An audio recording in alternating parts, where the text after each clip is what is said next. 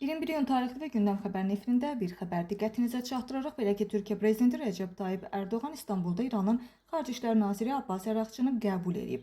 Müsavat.com-a istinadən xəbəri veririk ki, iclasda Türkiyə tərəfindən Xarici İşlər Naziri Hakan Fidan, Milli Müdafiə Naziri Yaşar Gülər və Milli Kəşfiyyat Təşkilatının direktoru İbrahim Kalın və prezidentin xarici siyasət təhlükəsizliyi üzrə baş müşaviri Akif Çağatay Kılıç da təmsil eləyib və məlumata görə tərəflər regiondakı vəziyyəti müzakirə ediblər. Türkiyə lideri İranın Xarici İşlər Nazirinə nüvə mübahisəsi üzrə texniki danışıqlara məhz kömək eləməyə hazır olduğunu bildirib.